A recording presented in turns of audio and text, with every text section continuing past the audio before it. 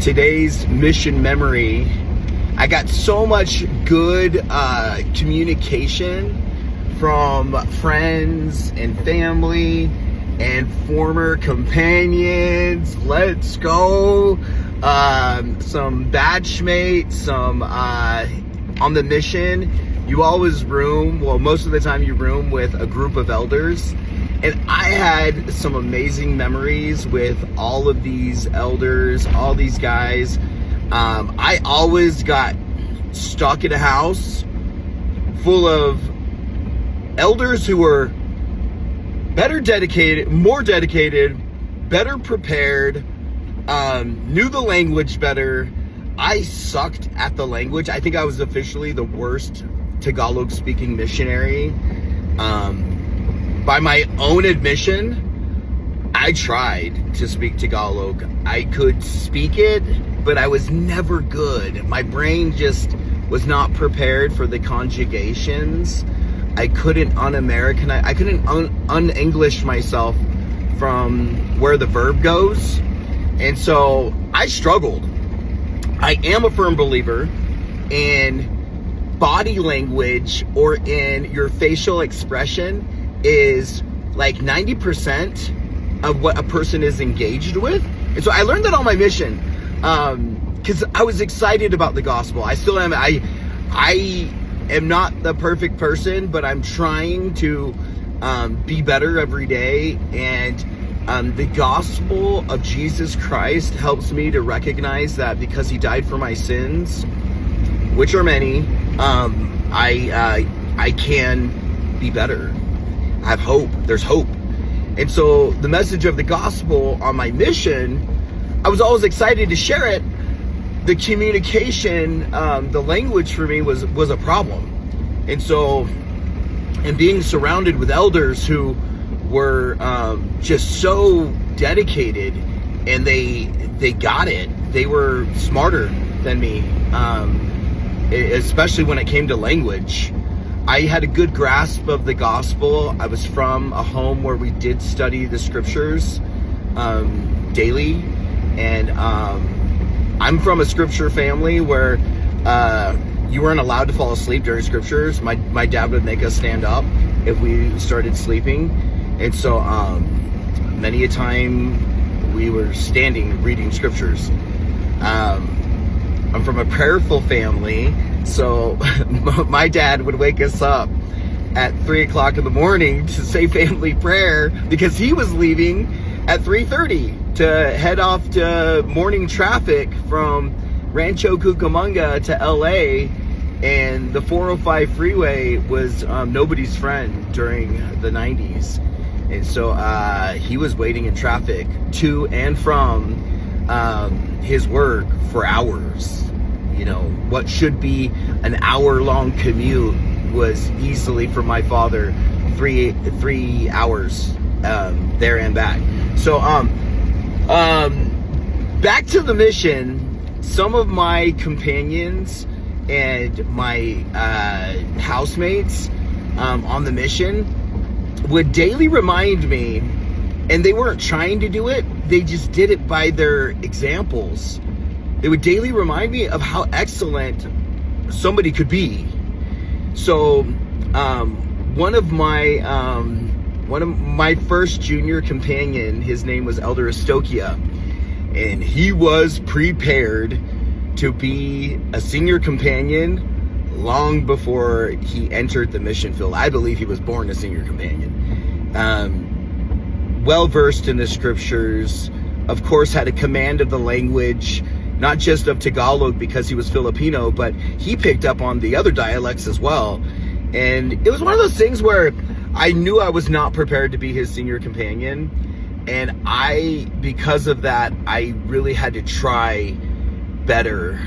And I had to put in more. And I might have ended up working us to death on several occasions. But I had to be the leader.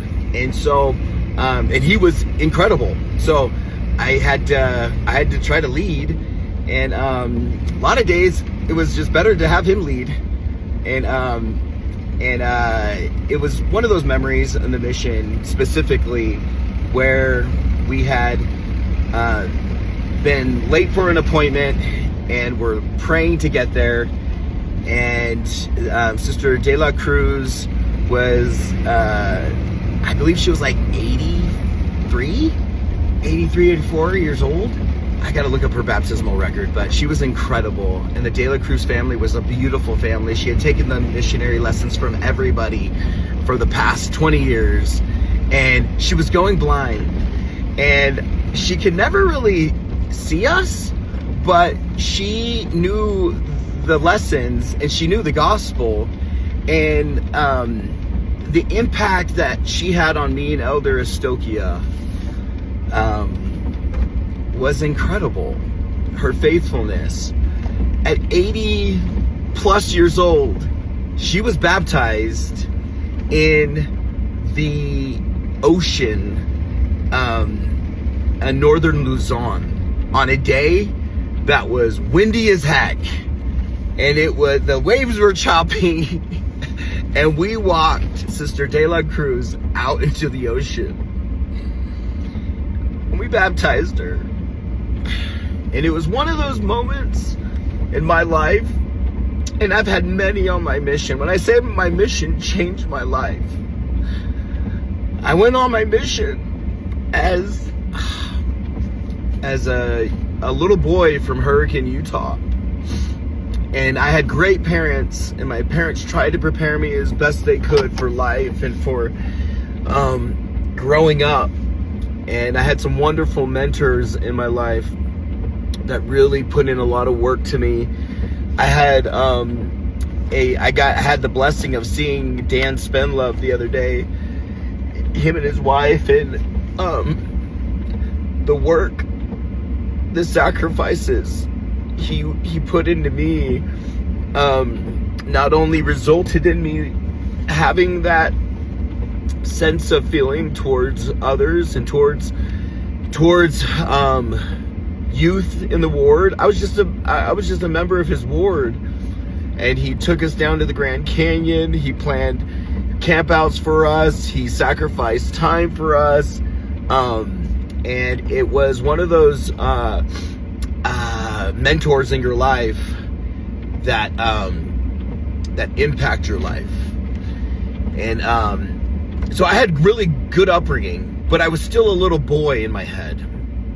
I was still a little boy, and my mission put me in situations. It gave me a mission president that was an engineer, a very successful engineer, a very high-level thinker that taught us about pragmatic planning and how to chop up your goals. And I'm a 19-year-old little boy,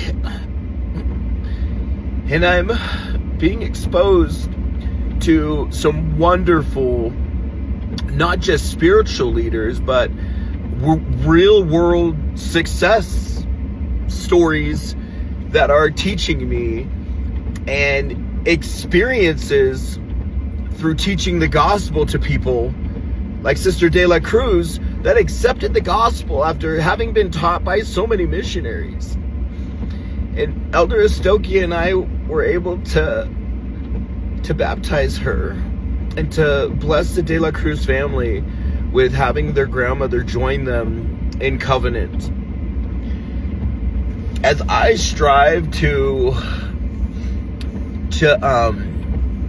be the best person I can be, to be the leader that I want to be, I think of the blessings of my mission and the people and my companions.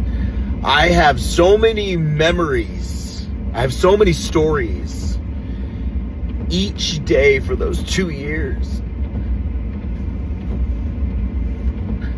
was like a novel. Each day was like something out of a storybook. And I don't know why it's impacting me so much right now, but I need that strength in my life. And I need those memories to be activated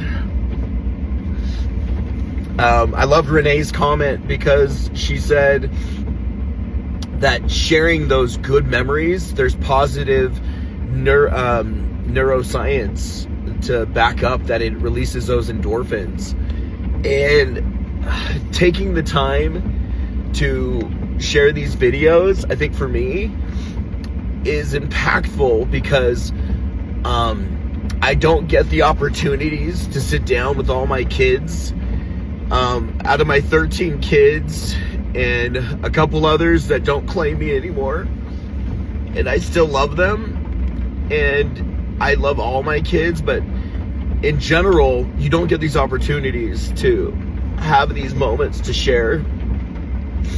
But the blessing is, through social media, we can share. And the kids that I haven't seen in a couple years, they can partake of my mission experiences and the stories that we have to pass down, because as human beings, we have familial dynamics that bind us together, and it's not just the blood that binds you, it is the experiences, it's the shared memory, it's the living memory. Oftentimes I think of my parents who have passed on, and the memories, what they taught me.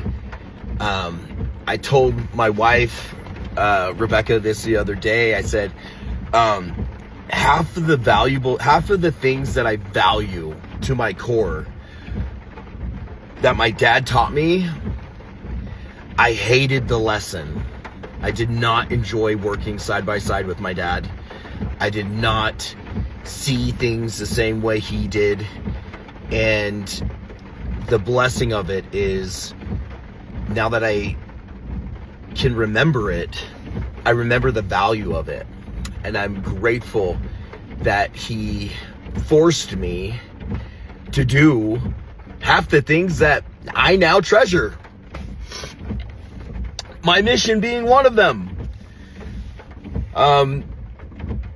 I always planned on serving a mission, and then somehow 3 to 6 months before my mission, I was convincing myself not to go. And then I saw my 275-pound gorilla of a father, and I was like, oh, I'm going on a mission. One, because I don't want to face that. Two, because I do love the Lord, and I do feel these things for the gospel are true. And, well, the third reason is because my dad makes me do all the chores here in the house, because I was the only boy left at home. That's the truth.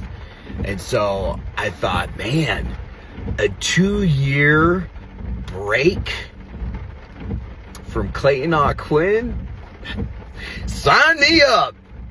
Hey, I enjoy sharing these memories. Elder Estokia, thank you for posting your DNC Section 4. I sure love you and all of my companions, from Elder Rugsager to Elder Easton, my companions from the MTC, Elder Antonio, which we never were officially companions, but because you were Elder Eckhart's companion, but and I love Elder Eckhart. That's another one. Elder Layton, my companion from Tabuk. Oh my goodness, I'm leaving out so many of my wonderful companions, but I see all your faces. Elder Bexfield,